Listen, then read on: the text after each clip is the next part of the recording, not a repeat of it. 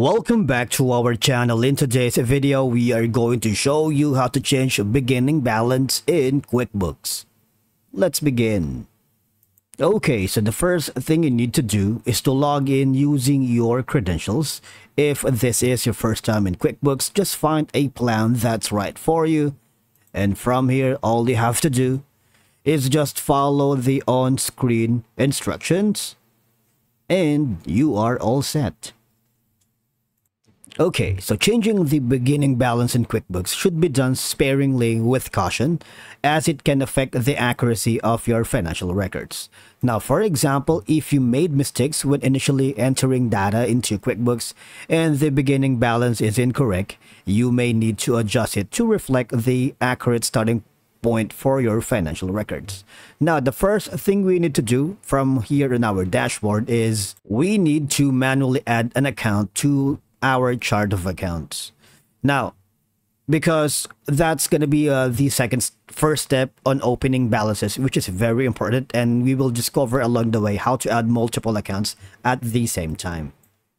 Now, we need to go to chart of accounts, so you have two options by doing that. You can go to the upper right corner on the cog icon settings and click on chart of accounts, or you can simply hover to the left side panel of your dashboard, go to transactions and click on chart of accounts.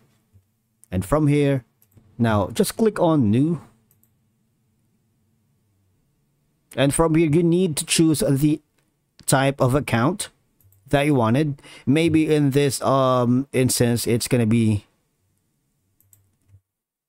and you can choose the detail type of maybe other expense for now. And let's name it as,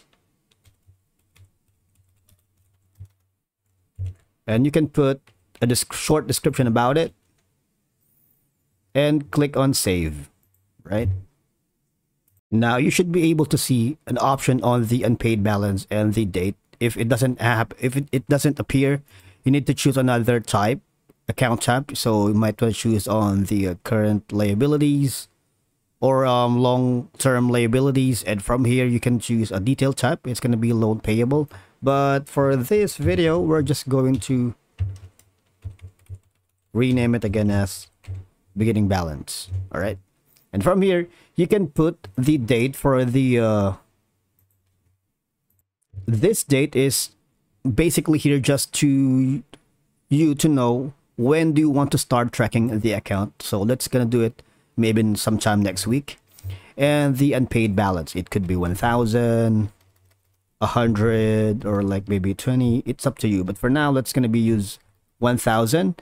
Save and close. And the next step that we are going to do is, now once you save it, what will happen is you can now start recording new payments and deposits after this date only, and you don't record anything before this date. And if you want, you can consult an accountant or a sales professional if you want to change your opening balance. All right, now the next thing we're going to do is, okay, so once it's added here, all right, so the long-term liabilities right here, you don't want to have a twice on the amount that you are putting in your system, right? Now, if you wanted to add multiple balances here to make your life easier, or our life easier, go to the cog icon option. As you can see, there's an option here to import data, right? That means you can upload spreadsheet that has the detail type, account number, account name, and account type. So you don't have to do it manually.